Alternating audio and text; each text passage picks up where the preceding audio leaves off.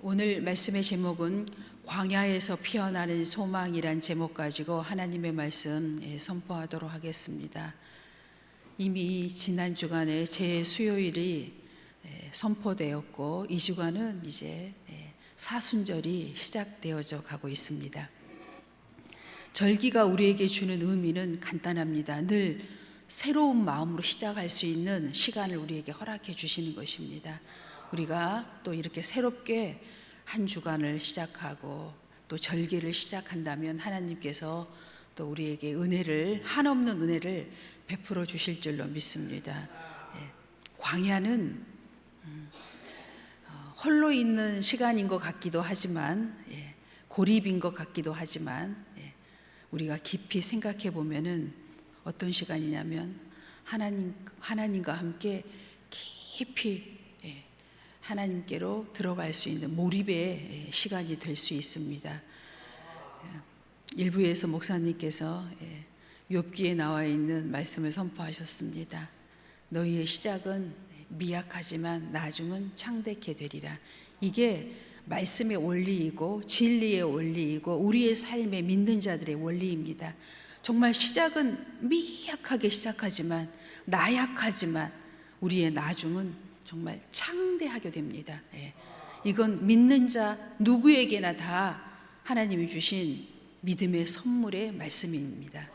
우리의 나중은 정말 우리가 상상도 할 수 없는 찬란한 나라가 지금 상속되어져 있습니다.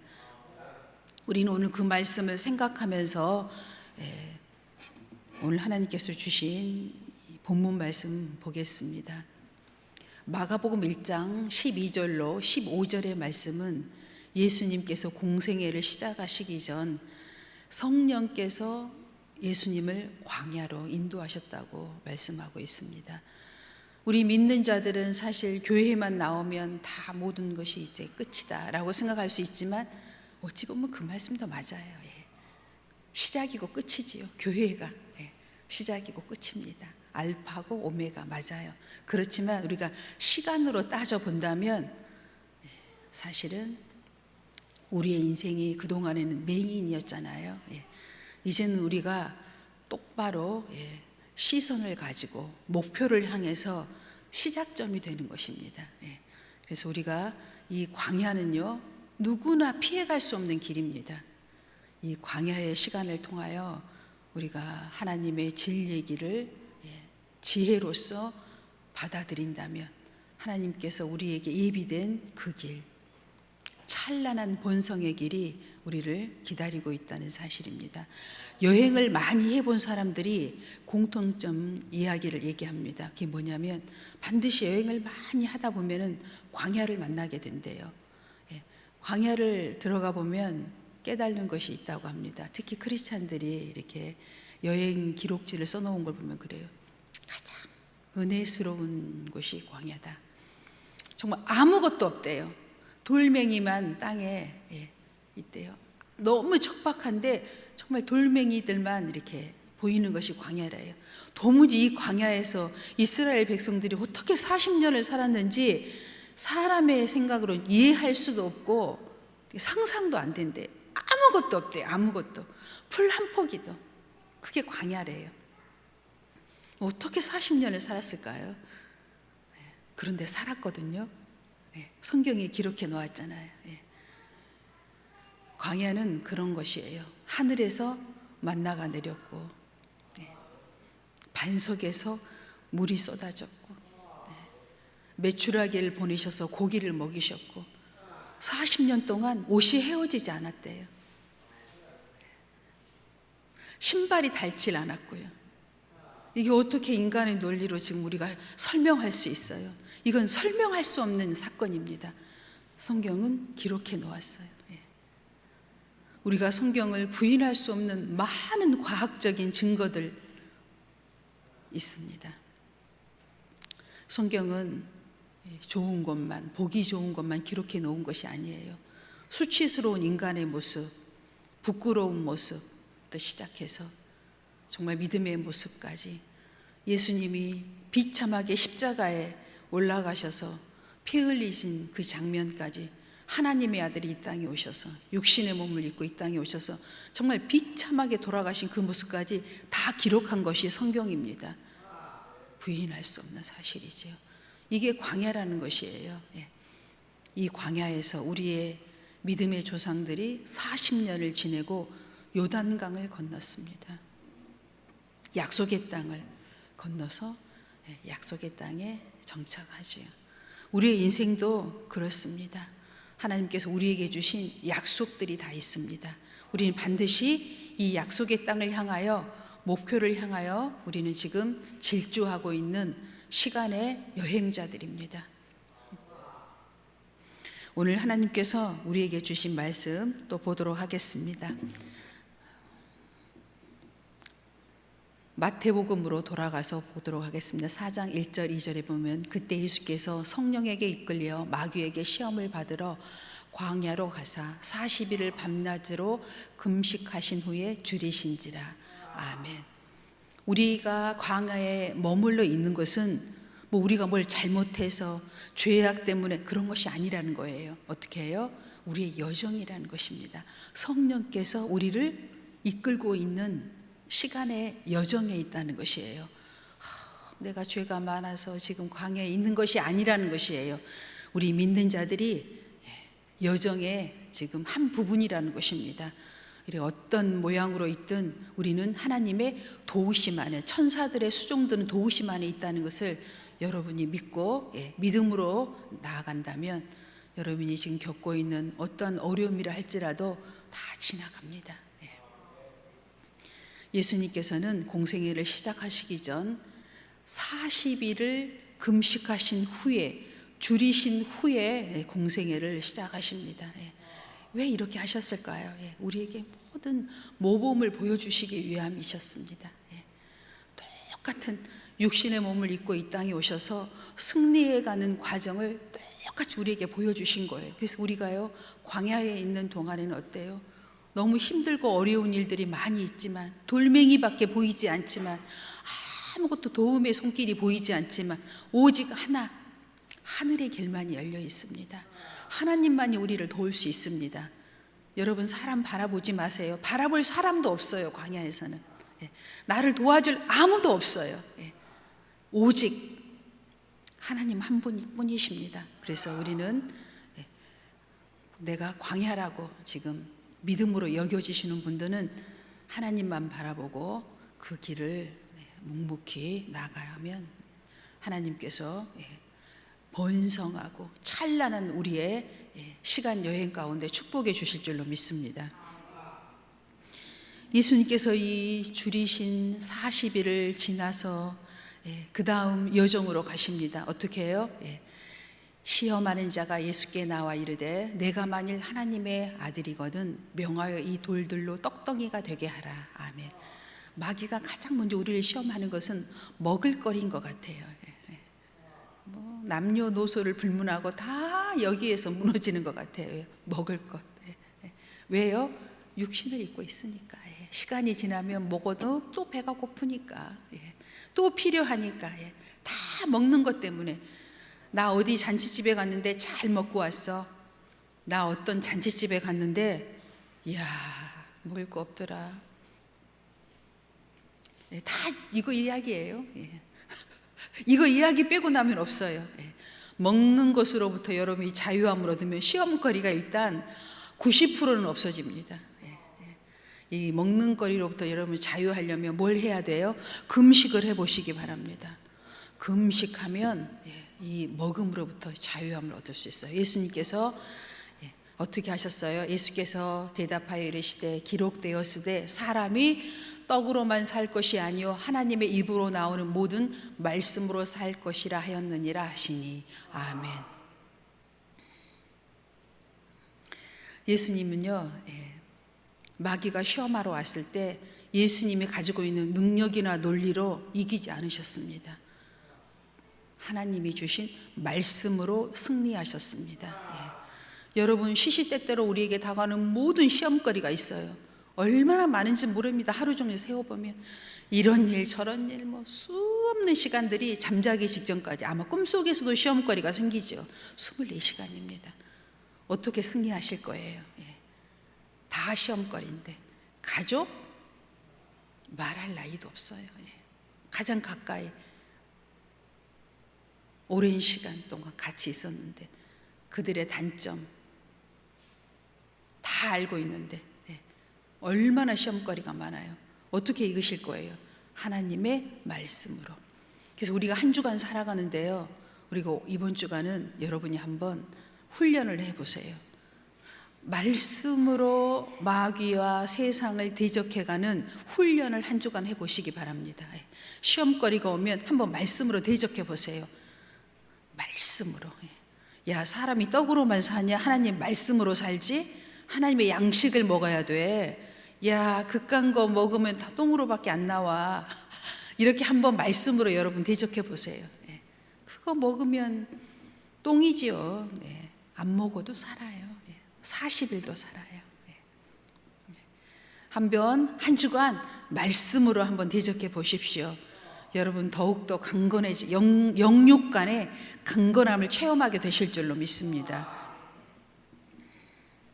그 다음 말씀 보겠습니다. 누가복음 22장 32절입니다. 우리가 성경을 읽다 보면은 정말 베드로에 대해서 예수님께서 예수님이 아주 사랑한 제자였으니까 베드로에 대해서 우리가 이렇게 나온 말씀들이 많아요. 근데 시험하면 베드로 생각나시지요? 베드로가 어떻게 해요? 3번이나 예수님을 부인할 거라고 예수님께서 말씀하셨는데 최후의 만찬 때 베드로가 실제로 3번을 예수님을 부인하잖아요. 그런데 그 시험에 들었던 베드로가 다시 승리할 수 있었던 이유가 있어요. 여기 보세요. 누가복음 22장 32절입니다. 그러나 내가 너를 위하여 내 믿음이 떨어지지 않기를 기도하였노니 너는 돌이킨 후에 내 형제를 굳게 하라. 아멘. 예수님의 중보 기도가 있었다는 말씀입니다. 우리가요, 시험에 들지 않기 위해서는 여러분 내 자신을 뿐만 아니라 우리 여러 가족과 동역자들 위해서 예수님처럼 중보 기도를 해주어야 합니다. 그들이 혹 시험에 들었다고 다시 어떻게 된다고요? 일어난다고요. 그런 다음에 어떤 사람이 된다고요? 돌이킨 후에 내 형제를 굳게 할 수 있는 믿음의 사람으로 세워진다는 말씀이에요. 베드로처럼.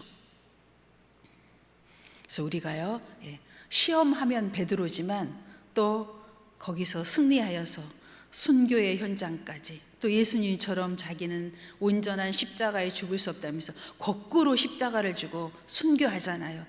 그런 베드로가 우리 자신이 되고 우리 동역자들이 될 수 있도록 우리가 주님께서 주신 말씀으로 승리해야 할 것입니다. 그 다음 말씀 보겠습니다.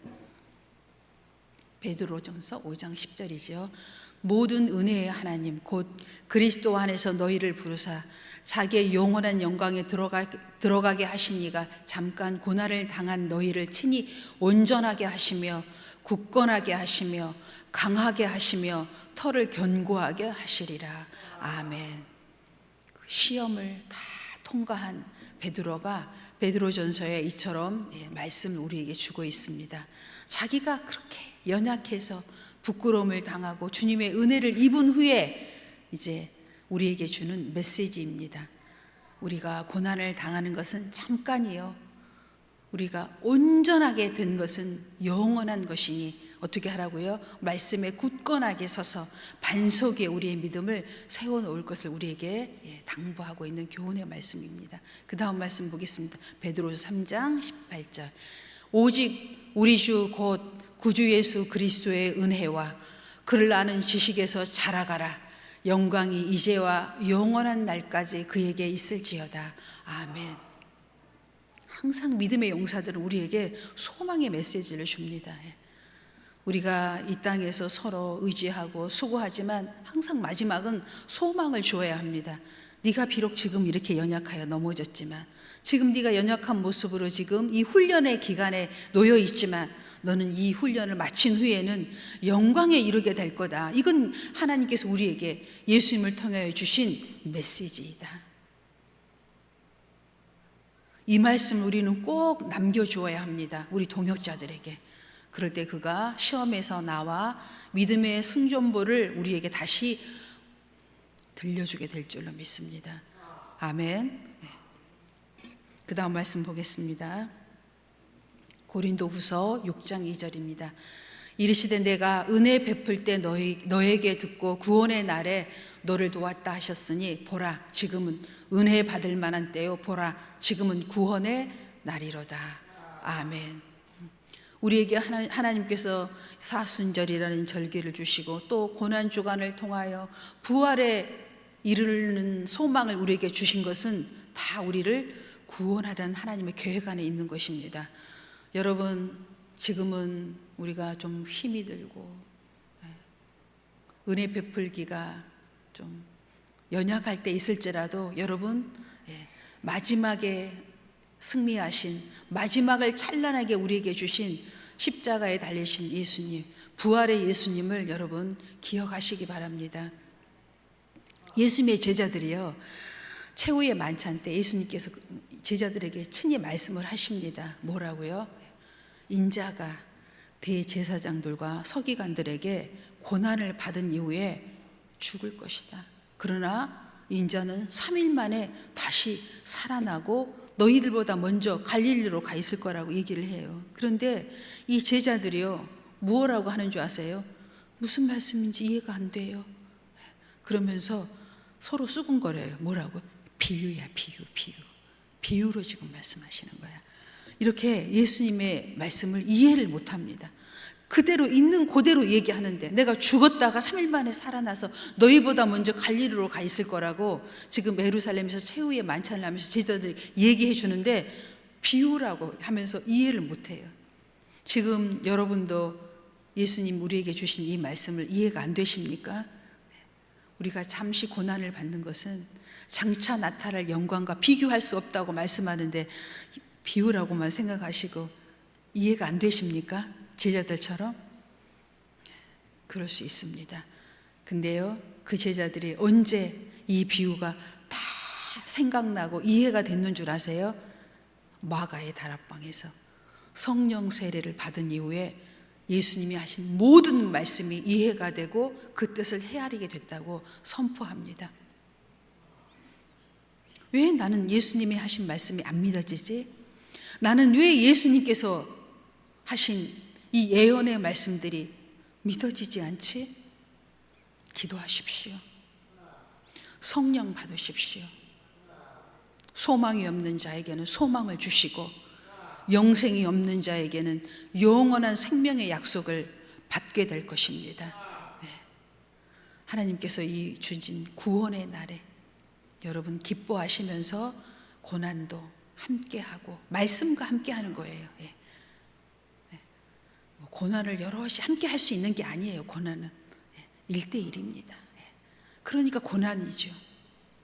고독하고 외롭고 힘이 들지요. 함께 하는 건 고난이 아니에요. 하지만 우리가 줄 수 있는 건 말씀입니다. 말씀으로 서로 위로하고 동역하며 나아가는 거예요. 돌멩이밖에 없는데 뭘 바라겠어요? 돌멩이밖에 없어요. 흙하고 돌멩이밖에 없어요. 어릴 적에 우리가 소꿉장난 할 때가 생각이 납니다. 저희는 소꿉장난을 흙하고 돌멩이 갖고 했어요. 흙하고 돌멩이 갖고만 저희가 소꿉장난을 하고 놀았어요. 저녁에 집에 돌아오면 얼굴이 어쨌는 줄 아세요? 흙으로 묻혀져 뽀얀해서 흙으로 분을 이렇게 발라가지고 뽀얀했어요. 그게 저희들의 소꿉장난 놀이였는데 오늘 성경을 묵상하고 보니 저희가 어렸을 때부터 광야를 쭉 지금까지 건너왔네요. 흙하고 돌멩이밖에 없는 광야에서 예수님을 만나고 말씀을 대하고 만나를 먹고 물을 마시면서 지금 우리가 요단 앞에 있는 것 같아요. 그죠? 천국을 바라보고 있잖아요. 약속의 땅에 들어가기 위해서. 여러분 다 지금 준비해 가고 계시지요? 천국에 들어갈 준비가 되어 가고 계시지요? 우린 지금 약속의 문턱에 있습니다. 어떤 약속이요? 찬란한 하나님께서 우리에게 예비해 놓으신 그 땅에 들어가기 위해서 지금 우리가 이 땅에서 부단히 말씀으로 훈련받고 있는 거예요. 다시 한번 말씀드립니다. 이게 믿어지지 않는다면 기도하셔서 성령을 받으십시오. 마가의 다락방에 성령을 받으십시오. 다 믿어지더라. 다 이해가 되더라. 이런 자에게는 이제 세상이 감당할 수 없는 믿음이 있습니다. 이제 세상의 방법으로, 생각으로, 논리로, 내 능력으로 살지 말고 하나님의 말씀으로 한 주간 여러분 체험하시고 훈련하셔서 찬란하게 예비된 우리의 내일을 맞이하는 여러분 되시기 바랍니다. 기도하겠습니다.